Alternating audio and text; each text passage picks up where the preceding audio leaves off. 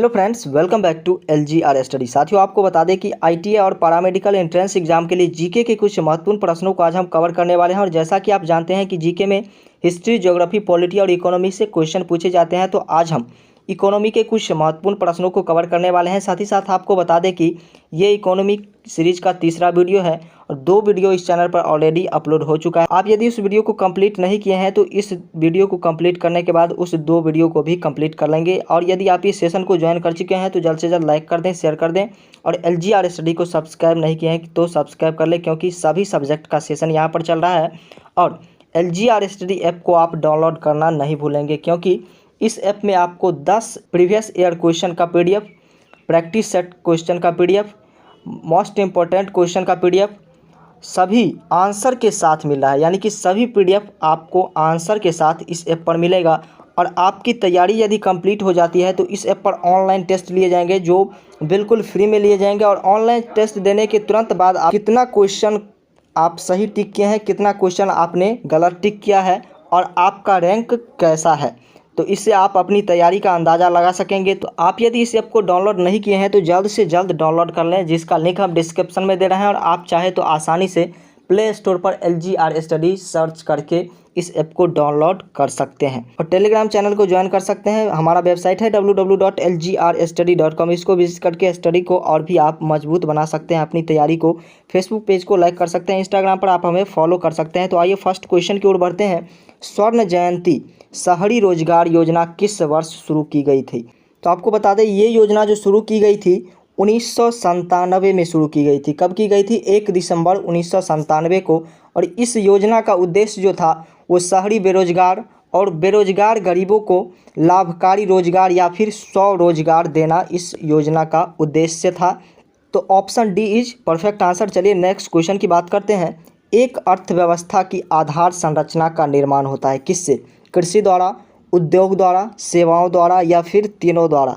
तो आपको बता दें कि किसी एक से आप अर्थव्यवस्था की आधार का संरचना नहीं कर सकते हैं, क्योंकि लीची का सबसे बड़ा उत्पादक देश भारत है। और भारत में सबसे अधिक लीची का उत्पादन 88% लीची का उत्पादन जो है वो बिहार राज्य से होता है। और 88% लीची का उत्पादन करने के बाद भी बिहार सबसे पिछड़ा और गरीब राज्य है। इस बात से आप अंदाज़ा लगा सकते हैं कि किसी भी एक चीज़ से आप अर्थव्यवस्था की आधार संरचना का निर्माण नहीं कर सकते हैं। तो इसलिए इसका परफेक्ट आंसर कृषि क्षेत्र, उद्योग द्वारा, सेवाओं द्वारा, यानी कि डी इसका परफेक्ट आंसर होगा। इन तीनों के द्वारा आप अर्थव्यवस्था को डेवलप कर सकते हैं। चलिए तीसरे नंबर क्वेश्चन की बात करते हैं। भारत को किस उद्योग के क्षेत्र में अधिक सफलता मिली है? तो आपको बता दें, भारत को कंप्यूटर सॉफ्टवेयर के क्षेत्र में सबसे अधिक सफलता मिली है। तो बी इज करेक्ट आंसर। चलिए चौथे नंबर क्वेश्चन की बात करते हैं। आर्थिक सुधार संबंधित नवीन आर्थिक नीति कार्यक्रम कब शुरू हुआ था? ये कार्यक्रम जो शुरू किया गया था जुलाई 1991 में शुरू किया गया था। तो ऑप्शन सी इसका परफेक्ट आंसर होगा। नेक्स्ट क्वेश्चन की बात करते हैं। 5वां नंबर क्वेश्चन है।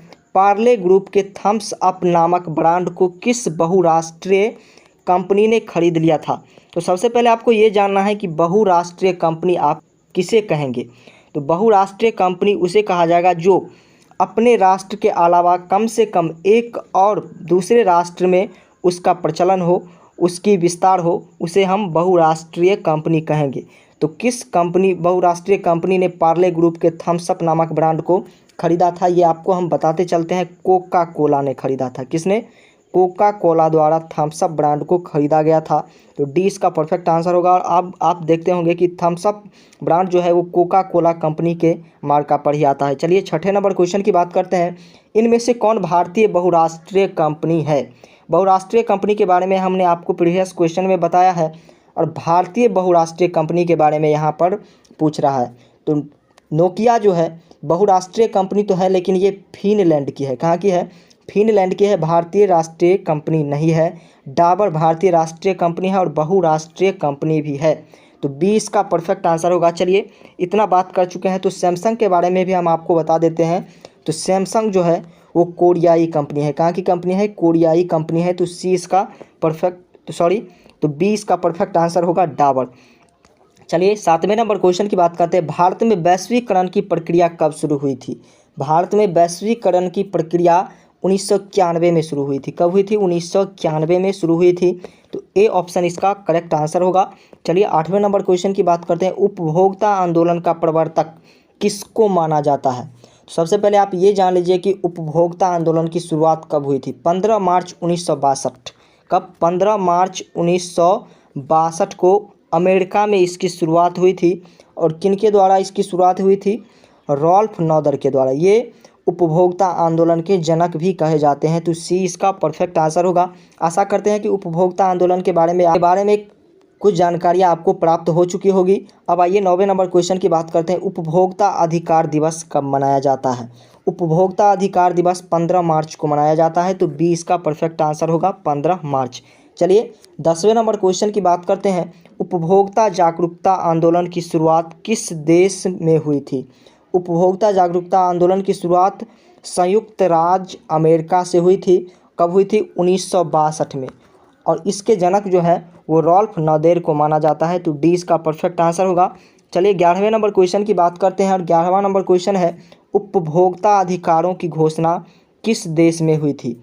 उपभोक्ता अधिकारों की घोषणा संयुक्त राज्य अमेरिका में हुई थी। ये 12वें नंबर क्वेश्चन की बात करते हैं। बिहार में सेवा का अधिकार किस वर्ष लागू किया गया था? बिहार में 2011 में सेवा के अधिकार को लागू किया गया था। तो ए इसका परफेक्ट आंसर होगा। 12 नंबर क्वेश्चन का ए परफेक्ट आंसर होगा। चलिए 13वें नंबर क्वेश्चन की बात करें तो 13वां नंबर क्वेश्चन है, अंतर्राष्ट्रीय मानकीकरण संगठन ISO का मुख्यालय कहाँ है? तो आपको बता दें इसका मुख्यालय जो है वो जेनेवा में है। कहाँ है?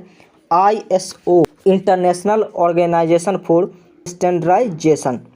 और ये इंडिपेंडेंट संगठन है। क्या है? इंडिपेंडेंट संगठन है। ये सरकार द्वारा नहीं चलती है। तो इसका परफेक्ट आंसर क्या होगा? 13वें नंबर क्वेश्चन का परफेक्ट आंसर होगा जेनेवा। इसका मानकीकरण, इसका मुख्यालय जेनेवा में है। चलिए नेक्स्ट क्वेश्चन की बात करते हैं। 14वां नंबर क्वेश्चन है, संयुक्त राष्ट्र संघ में किस वर्ष उपभोक्ता के अधिकारों एवं सुरक्षा के लिए सिद्धांत निर्धारित किए गए थे? तो कब किए गए थे ये आपको बताना है। 1985, 1990, 2005 या फिर 2010। तो 1985 में किए गए थे। तो ए ऑप्शन इसका परफेक्ट आंसर होगा। 15वें नंबर क्वेश्चन की यदि बात करें, मानवाधिकार आयोग की स्थापना कब हुई थी? आयोग की स्थापना 1993 में की गई थी। तो ए इज परफेक्ट आंसर। चलिए 16वां नंबर क्वेश्चन को देख लेते हैं। भारत में राष्ट्रीय उपभोक्ता दिवस कब मनाया जाता है? भारत में राष्ट्रीय उपभोक्ता दिवस 24 दिसंबर को मनाया जाता है। तो ये इसका परफेक्ट आंसर होगा। साथ ही साथ आपको बताते चले कि जिस भी क्वेश्चन का आंसर आपको पता हो तो हमारे साथ कमेंट सेक्शन में उस क्वेश्चन का आंसर आपको करते चलना है, ताकि हमें पता चल सके कि आपकी तैयारी कैसी है या फिर कैसी होनी चाहिए। आइए 17वें नंबर क्वेश्चन की बात करते हैं। निम्न में से कौन भोज्य पदार्थ की शुद्धता की गारंटी देता है? तो आपको बता दें कि भोज्य पदार्थ की शुद्धता की गारंटी का मार्क जो है वो एग मार्क है। क्या है? एग मार्क है। कृषि से जो भी वस्तु उत्पादित होता है उस पर एग मार्क का चिन्ह देखेंगे। तेल, आटा और भी अन्य जो भी भोज्य पदार्थ है उस पर एग मार्क का चिन्ह आपको मिलेगा, मार्का आपको मिलेगा। और ये मार्क जो होता है वो इस प्रकार का होता है और इसमें एग मार्क लिखा होता है, जिसे certification mark of agriculture product कहा जाता है। तो इसका परफेक्ट आंसर एग मार्क यानी कि बी इसका परफेक्ट आंसर होगा। चलिए 18वें नंबर क्वेश्चन की बात करते हैं। भारत में उपभोक्ता संरक्षण अधिनियम की घोषणा कब हुई थी? भारत में उपभोक्ता संरक्षण अधिनियम की घोषणा 1986 में की गई थी। और क्यों की गई थी? क्योंकि व्यापारी और उद्योगपति द्वारा जो है उपभोक्ता का शोषण किया जाता था। रेट जो होता था किसी भी वस्तु का वो मानक रूप रेट से भी बहुत ज़्यादा, डबल से भी अधिक लिया जाता था। इसलिए उपभोक्ता संरक्षण अधिनियम की घोषणा की गई थी भारत में 1986 ईस्वी में। तो सी इसका परफेक्ट आंसर होगा। चलिए नेक्स्ट क्वेश्चन की बात करते हैं। भारत के कौन से 2 राज्य खनिज तेल के अग्रणी उत्पादक हैं? भारत के 2 ऐसे राज्य कौन से हैं जो खनिज तेल के अग्रणी उत्पादक है? तो असम और गुजरात। असम से तेल का उत्पादन होता है और गुजरात की खंभल की खाड़ी जो है उसके सीमावर्ती जगह से जो है तेल प्राप्त किए जाते हैं। तो डी इसका परफेक्ट आंसर होगा। चलिए 20वें नंबर क्वेश्चन की बात करते हैं। भारत में तेल और प्राकृतिक गैस निगम ONGC का मुख्यालय कहाँ स्थित है? ONGC का मुख्यालय देहरादून में स्थित है। कहाँ स्थित है? ONGC का मुख्यालय देहरादून में स्थित है। तो सी इसका परफेक्ट आंसर होगा। 21वें नंबर क्वेश्चन की बात करते हैं। भारत में बड़ी इलायची अधिकतम उत्पादन किस राज्य में होता है? भारत में बड़ी इलायची का सबसे अधिक उत्पादन जो होता है वो सिक्किम में होता है। कहाँ होता है? सिक्किम में होता है। और आपको बता दें कि भारत लीची और बड़ी इलायची का सबसे बड़ा उत्पादक देश है। ए यानी कि सिक्किम इसका परफेक्ट आंसर होगा। 22वें नंबर क्वेश्चन की बात करते हैं। भारत में कौन सा राज्य काली मिर्च का सबसे बड़ा उत्पादक है? तो काली मिर्च का उत्पादन केरल में सबसे अधिक होता है। 1000 से 1200 मैट्रिक टन यहाँ केरल में काली मिर्च का उत्पादन किया जाता है और ये भारत का सबसे बड़ा काली मिर्च उत्पादक राज्य है। तो सी इसका परफेक्ट आंसर होगा। 23वें नंबर क्वेश्चन की यदि बात करें तो ये क्वेश्चन है, भारत में सबसे अधिक उपयुक्त अनाज कौन है? भारत में सबसे उपयुक्त अनाज जो है वो चावल है। कौन सा है? चावल है। तो डी इसका परफेक्ट आंसर होगा। सबसे उपयोग किया जाने वाला अनाज चावल ही है भारत का। चलिए नेक्स्ट क्वेश्चन की बात करते हैं। भारत में किस राज्य में आर्द्र कृषि होती है? तो सबसे पहले तो आपको ये जान लेना है कि आर्द्र कृषि किसे कहेंगे। आर्द्र कृषि उसे कहा जाता है जहाँ अधिक वर्षा में कृषि की जाती है। जो भी फसल होता है उसे आर्द्र कृषि कहा जाता है। कम से कम 200 सेंटीमीटर वर्षा तो वहाँ होती ही होती है। और इसका सबसे बड़ा उदाहरण जो है वो धान है। कौन सा है? धान आर्द्र कृषि का सबसे बड़ा उदाहरण है। आर्द्र कृषि की बात करें तो सबसे अधिक केरल में होता है। तो ये इसका परफेक्ट आंसर होगा। चलिए लास्ट क्वेश्चन को देखते हैं। कौन सा राज्य काजू का सबसे बड़ा उत्पादक है? तो आपको बता दें कि केरल जो है काजू का सबसे बड़ा उत्पादक राज्य है। और उसके बाद 2 नंबर राज्य की बात करें तो वो आंध्र प्रदेश है। कौन सा? आंध्र प्रदेश दूसरे नंबर पर आता है। आपको बता दें कि 10.27 लाख हेक्टेयर में भारत में काजू की उत्पादन होती है।